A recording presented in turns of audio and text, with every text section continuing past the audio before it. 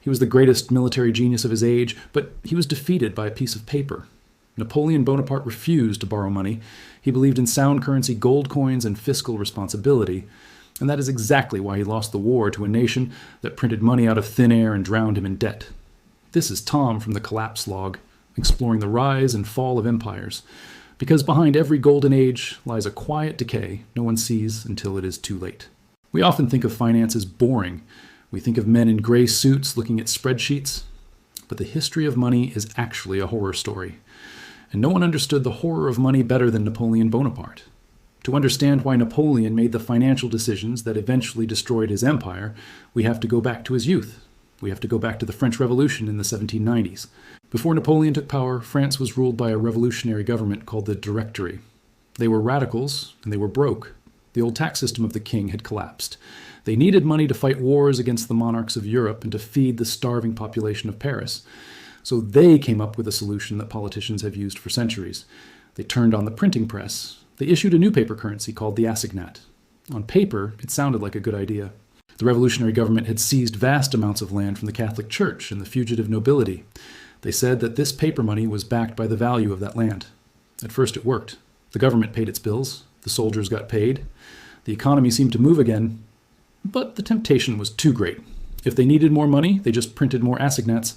They started printing millions, then hundreds of millions, then billions. The result was one of the first great hyperinflations in modern history. Young Napoleon was an artillery officer serving in Paris during this time. He saw the chaos firsthand. He saw prices doubling every week. He saw housewives carrying wheelbarrows full of paper money just to buy a loaf of bread. He saw the societal breakdown that comes when money loses its meaning. Savers were wiped out. Creditors were ruined because the debts owed to them were paid back in worthless paper. The only people who got rich were the speculators and the corrupt officials close to the printing press. There are stories of people burning assignats for heat because they were cheaper than wood. The currency became a joke. It was called the ghost of money. This experience traumatized Napoleon. It seared into his brain a deep and abiding hatred of paper money and government debt. He saw finance not as a tool, but as a source of anarchy. He came to believe that the only real money was gold and silver, money that you could hold in your hand, money that a politician could not debase with a printing press. When Napoleon seized power in a coup in 1799, his first priority was to stabilize the chaotic French economy. And he did it by imposing the most rigid financial discipline Europe had ever seen.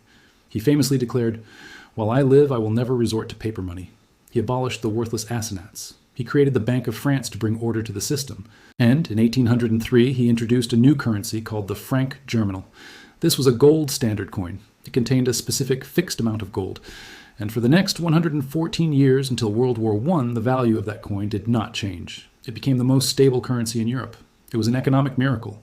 Inflation vanished. Merchants could plan for the future. The French middle class loved him for it because their savings were finally safe. Napoleon ran the French Empire like a household on a strict budget. He hated debt. He believed that a state should only spend what it collected in taxes or what it seized in war. He was a cash and carry emperor. If he wanted to build a road, he paid for it in gold. If he wanted to raise a new army corps, he paid for the muskets and the uniforms with hard currency stored in the vaults of the Tuileries Palace. To the economic moralists of his day, and perhaps even to some today, this looks like supreme virtue. He was fiscally responsible. He was living within his means. But Napoleon was not running a household. He was fighting a total war against the richest nation on earth, Great Britain. And the British had a very different philosophy of money. While Napoleon was obsessed with gold, the British had discovered the magic of credit. The British financial revolution had happened a century earlier with the founding of the Bank of England. The British realized that money was not gold. Money was trust. If the markets trusted the government to pay its interest, the government could borrow vast sums of money that it did not currently possess. The British weapon of mass financial destruction was called the Consol. It was a type of government bond. If you bought a Consol, you gave the government £100, and the government promised to pay you 3% interest every year forever. They didn't have to pay back the principal, they just had to pay the interest. This allowed the British government to tap into the accumulated wealth of the entire merchant class. London was the financial capital of the world. Merchants, bankers, and aristocrats all poured their savings into government bonds because they trusted the British state. This gave Britain what modern economists call elastic financing. When war broke out, Napoleon had to look in his strongbox to see how much gold he had. If the box was empty, he couldn't fight. When war broke out in London, the Prime Minister just went to the City of London, issued new bonds, and suddenly the government had millions of pounds to spend on ships and soldiers. Britain was fighting the war with a credit card with no limit. Napoleon was fighting with the cash in his wallet. The disparity in financial firepower was staggering. Throughout the Napoleonic Wars, the British national debt skyrocketed. It went from about 200% of its GDP to over 250%. By modern standards, Britain was hopelessly bankrupt. But it didn't matter, because the markets kept lending. The British government had an efficient tax system that collected excise taxes on beer and salt and trade to pay the interest on the debt. As long as they could service the debt, they could keep borrowing. Napoleon looked at this system with contempt. He called it a house of cards. He was convinced that the British economy would collapse under the weight of its own debt. He kept waiting for the Bank of England to fail. He didn't understand that debt was not a weakness, it was a weapon. This financial illiteracy is what ultimately doomed him. Because he refused to borrow, he had only two ways to pay for his massive armies. The first was taxation. But France was already heavily taxed. Trying to squeeze more money out of the French peasants caused unrest and made him unpopular. The second way was loot. As we discussed in other episodes, Napoleon tried to make war pay for war. He forced conquered nations to pay massive indemnities in gold. He stripped Italy and Germany of their hard currency to fill his own vaults. This worked as long as he was winning. It worked as long as there were new rich countries to conquer. But it turned the entire continent against him. The people of Europe might have accepted French laws, but they hated French plunder. He was stealing their gold because he refused to borrow his own. Meanwhile, Britain used its unlimited credit card to subsidize every enemy of France. Britain fought Napoleon not just with its navy, but with its checkbook. They called it the Cavalry of St. George, because the gold coins they used had an image of St. George slaying a dragon on them.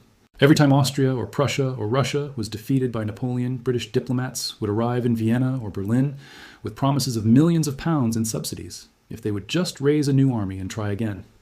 Britain paid for the uniforms of the Russian soldiers who burnt Moscow. They paid for the gunpowder used by the Prussians at Waterloo. They paid the wages of the Spanish guerrillas bleeding the French army dry in the peninsula. Napoleon was the better general. He won almost every battle. But he was fighting a hydra. Every time he cut off a head, Britain bought two more to replace it. He was fighting against the concept of compound interest. The crisis point came after the disastrous invasion of Russia in 1812. Napoleon lost his entire Grand Army in the snow. He needed to rebuild his forces from scratch to defend France. This required immense amounts of money instantly. He needed thousands of cannons, hundreds of thousands of muskets, millions of uniforms and horses. A modern state facing this existential crisis would immediately issue war bonds. They would borrow against the future to survive the present. But Napoleon was a prisoner of his own trauma. The ghost of the assignat still haunted him. He absolutely refused to issue paper currency or large-scale national debt. Instead, he tried to squeeze the French economy even harder. He increased taxes on salt and tobacco. He tried to sell off communal lands owned by villages. He even raided the rainy day fund kept in the cellars of the Tuileries. It wasn't enough. The French economy was exhausted. The rich hid their gold because they feared Napoleon would seize it. The poor had nothing left to give. In 1813 and 1814, as the Allied armies closed in on Paris, Napoleon's letters to his ministers are full of frantic demands for money that did not exist. His supply system collapsed, not because France lacked resources, but because the state lacked the financial mechanisms to mobilize those resources. Meanwhile, across the Channel in 1813, Britain raised the largest loan in history up to that point. They borrowed £27 million in a single transaction. The City of London financed the final coalition that crushed Napoleon without blinking an eye. When the end came in 1814, the French treasury was empty. The soldiers hadn't been paid in months. The greatest military machine on earth ground to a halt because its master didn't believe in credit. The irony is profound. Napoleon considered himself a man of the future, a modernizer who swept away the feudal past. Yet in finance, he was a dinosaur clinging to an outdated medieval concept of money, while his arch-enemy Britain was using modern financial technology to destroy him. After his defeat, Napoleon was exiled to the island of St. Helena. He spent his final years analyzing his mistakes. He talked about the Spanish ulcer and the Russian winter, but he rarely talked about the gold. He never fully understood that his virtue was his downfall. His fiscal responsibility was strategic suicide. The story of Napoleon and the ghost of money teaches us a complicated lesson about economics. We are often taught that national debt is bad, that governments should live within their means just like a family does. And in normal times that is true. Sound money is the foundation of a healthy society. But in a time of total existential crisis, rules change. Money is not a moral object. It is a tool. And sometimes, credit is the only tool that can save the state. By refusing to use the tool of debt because of a childhood trauma, Napoleon fought with one hand tied behind his back. He valued the stability of his gold coin more than the survival of his empire. The British understood that it is better to be in debt and victorious than debt-free and conquered. They leveraged their future to ensure they had a future. When we look back at the glittering empire of Napoleon, we see the uniforms and the eagles and the marble columns, but we don't see the financial rigidity that made the whole structure brittle. He built a golden cage for himself, and in the end, he couldn't buy his way out of it. This is Tom from the Collapse Log. The ledgers of history are cold and unforgiving, and they show us that sometimes the most dangerous thing a leader can have is a fixed idea that ignores reality. The ghost of the past can easily become the executioner of the future.